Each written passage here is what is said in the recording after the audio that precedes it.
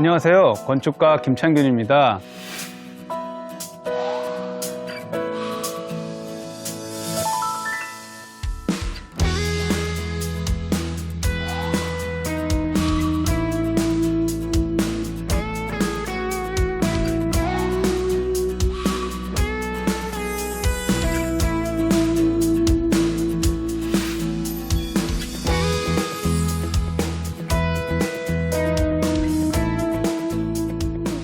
요즘 코로나19 때문에 매우 힘드시죠? 아파트라고 하는 답답한 공간, 또 엘리베이터에서 나와 모르는 사람을 만났을 때 불안감이 있으실 텐데요. 이에 비해서 마당이 있는 단독주택에 무척 관심을 가지시는 것 같습니다. 그래서 저희가 신년 특집으로 많은 시청자분들께서 질문해 주신 다양한 의견들에 대해서 간단하게 답을 드리는 시간을 준비했는데요. 보통 집을 지으면 10년 늙는다는 소리가 있습니다. 그것보다는 조금 더 즐거운 집 짓기가 될 수 있도록 저희가 좀 도움을 드리도록 하겠습니다.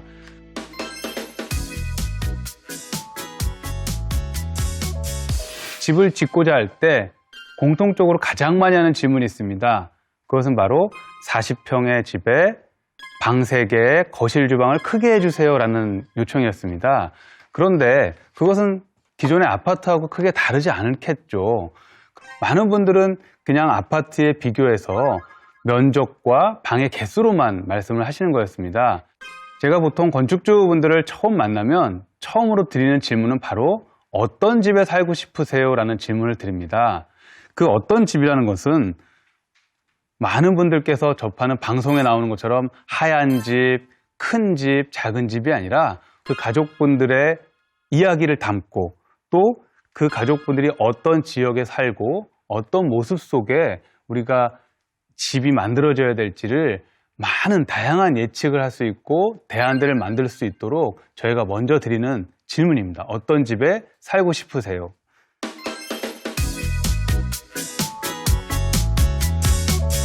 집을 지으려면 가장 먼저 땅이 필요하겠죠.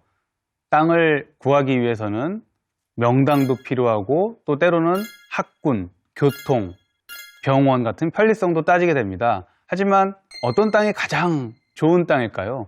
그 질문은 어려운 질문이기도 하고 풀기 어려운 답이기도 합니다. 하지만 많은 분들은 자기에게 맞는 가장 편안한 땅을 찾게 되는 것이 정답일 텐데요. 그러한 사례를 우리가 지난 방송을 보시면서 한번 어떻게 이 땅들을 우리가 만났는지 또 땅에 대해서 어떻게 적용하면서 집이 지어졌는지를 보도록 하겠습니다.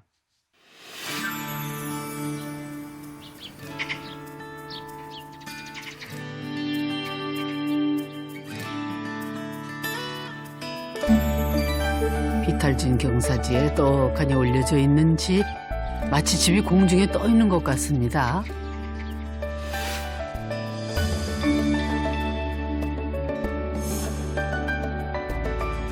서울에 살던 아파트를 처분하고 이곳을 선택하면서 비탈진 땅을 깎지 않고 풍광 좋은 지역만큼은 건드리고 싶지 않았습니다.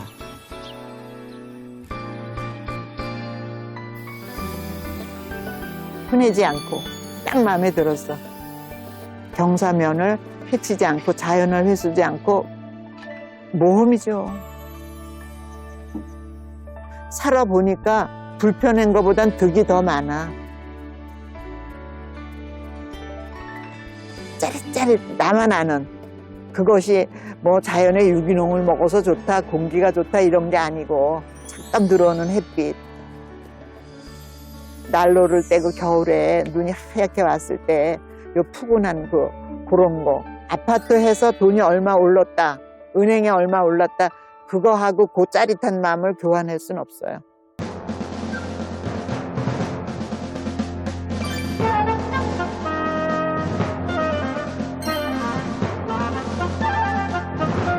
깜짝 놀랐어요.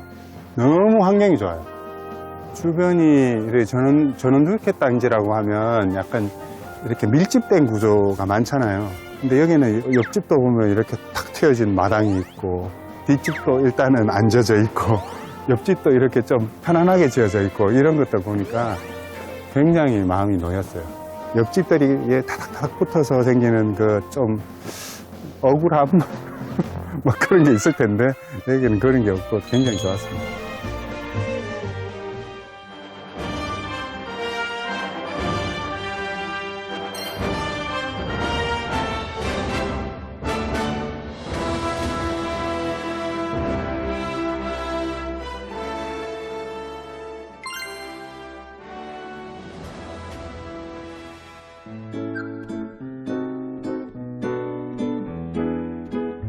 발걸음을 멈추게 한 집이 나타났습니다. 언덕 위에 집이 있는 건지 땅 속에 집이 묻힌 건지 마치 영화 반지의 제왕에 등장했던 호빗의 집 같습니다. 에너지 절감을 위해 집 크기의 절반을 땅 속에 묻고 지었다는데요. 이 집의 설계도 본인이 직접 했죠. 그 집이 땅에 반 이상 이렇게 묻혀 있을 때 여름에 시원하고 겨울에 좀 따뜻할 수 있는 그런 좀 에너지 절약적인 그런 친환경 주택을 제가 좀 직접 설계를 해서 처음에 서울에 살 때는 뭐든지 전형적인 장난감을 갖고 놀았어요. 여기 시골로 오니까 장난감이 아닌 이런 아까 말씀드렸듯이 낙엽이라든지 돌 이런 걸로 이제 자기만의 이런 만화가 생기더라고요.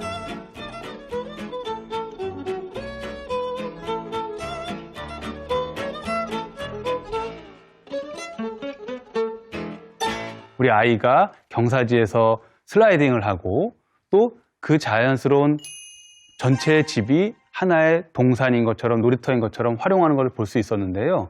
이런 것들은 정말로 우리 가족에게 맞는 땅이다 싶을 정도로 너무 잘 활용하고 계시는 것 같습니다.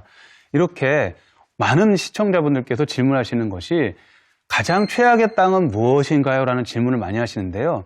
솔직히 건축가들한테 최악의 땅이라는 건 없습니다. 건축가들한테 최악의 땅은 집이 지어질 수 없는, 법적으로 완성할 수 없는 땅이죠. 가령 땅이 있는데 도로가 접해 있지 않다거나 혹은 임야인데 너무 급한 경사나 혹은 나무가 많이 밀도가 높아서 그 산을 그대로 보존해야 한다거나 아니면 농사를 지어야 되는 우리가 절대 농지라고 부르는 그런 땅들은 피해야 되는 땅입니다.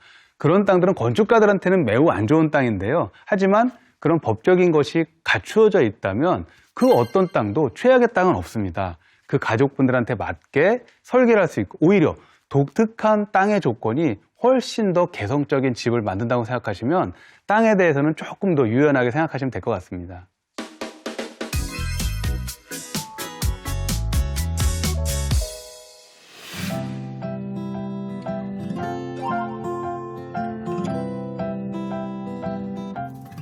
방금 보셨던 화면은 어떤 특징이 읽혀지세요?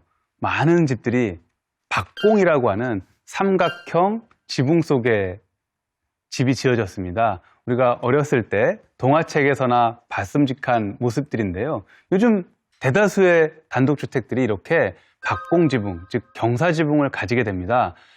그 이유는 무엇일까요? 그것은 바로 경사지붕이라고 하는 특성인데요. 그 삼각형 공간을 우리가 사용할 수 있다는 데 있습니다. 즉 다락인데요. 자연스럽게 경사를 만들다 보니까 그 속에 말씀드린 다락이 만들어지고 또 추가로 공간을 가지게 되는 그런 효과를 가져오게 된 것입니다.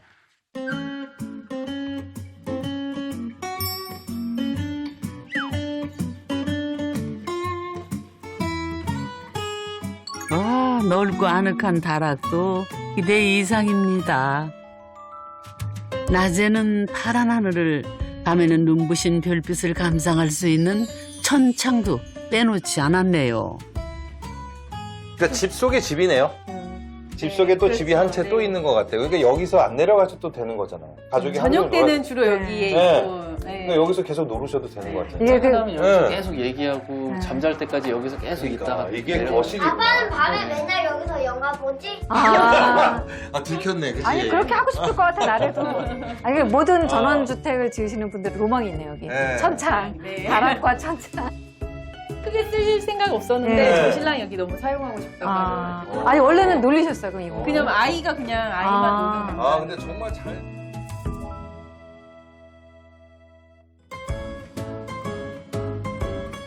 비밀의 방은 결이에게 혼자만의 시간을 선물하기 위한 회심의 설계였죠.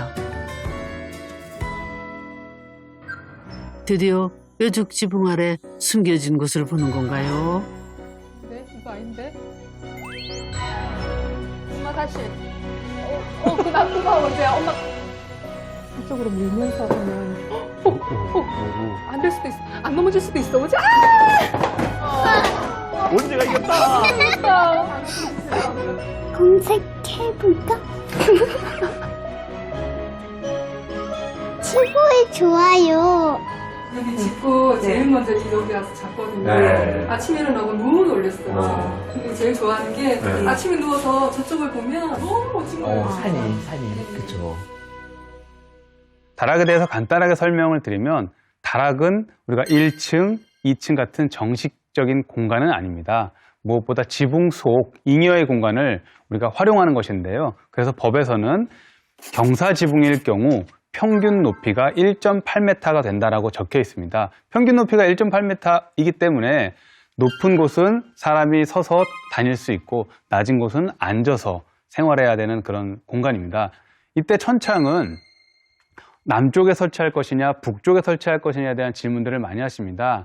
물론 남쪽에 설치하면 햇빛이 많이 들어와서 좋겠지만 그것은 또 여름에 직사광선 때문에 너무 더워질 수가 있어서 피했으면 좋겠고요. 가급적 천창은 북쪽 경사면에 설치하는 것이 좋습니다. 실제로 실험을 했을 때 한여름에 외출을 하고 집에 들어오셨을 때 아래층 창문을 열고 다락의 북쪽 천창을 열면 2도 정도가 떨어지는 것을 우리가 알 수 있는데요. 그만큼 북쪽 천창은 하루 종일 고른 빛이 들어오고 또 환기나 이런 온도 조절에 아주 유리한 그러니까 장점을 갖고 있다고 볼 수 있습니다.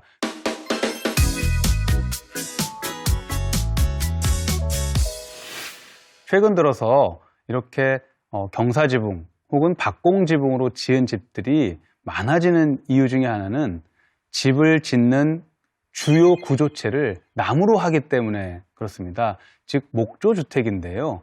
경사지붕은 일단 물을 우리가 옥상이라고 하는 곳에 이렇게 담아두는 것이 아니라 자연스럽게 집 바깥으로 배수를 함으로써 누수에 훨씬 안전한, 방수에 훨씬 안전한 집이 될 것이고요. 최근에 우리나라의 경우는 전체 주택의 50% 이상이 목조주택으로 지어진다고 합니다. 그러면 다른 나라는 어떨까요? 미국 같은 경우는 거의 90% 이상이, 그리고 일본의 경우도 80% 이상이 목조주택으로 지어지고 있습니다.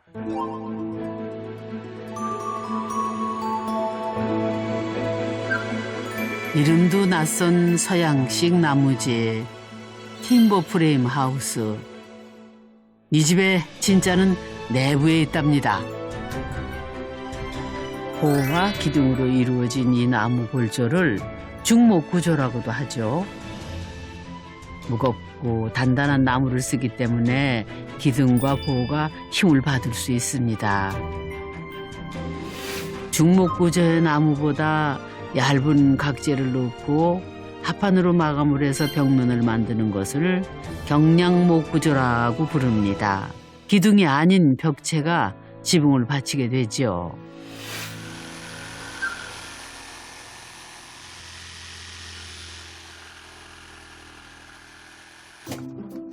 목조 학교를 다닌 뒤 용감하게 집짓기에 도전한 이진우 씨.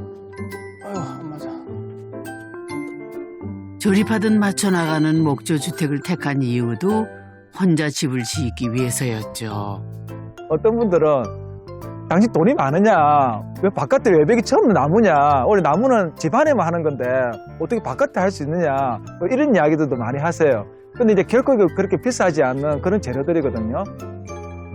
아침 저녁으로 꼬박 6개월을 매달렸답니다. 어디 하나 그의 손길을 거치지 않은 곳이 없는 집이랍니다.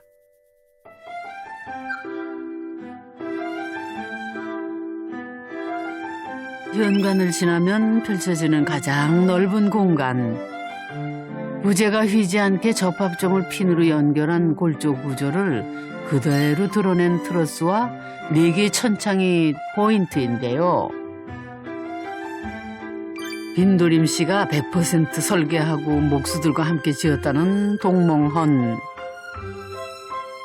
공부한 적은 없어요. 한 적은 없어요. 다만 이제 그렇게 따지려면은 우리 아버지가 건축가였어요. 그러니까 뭐 어렸을 때 조금 이렇게 따라다니면서 조금 보고 뭐 얘기도 좀 듣고.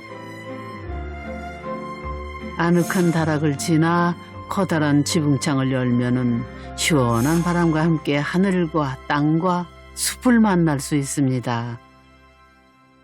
생활 공간 이상이죠. 사실은. 이게 우리 인생 정도 생각할 수가 있어요.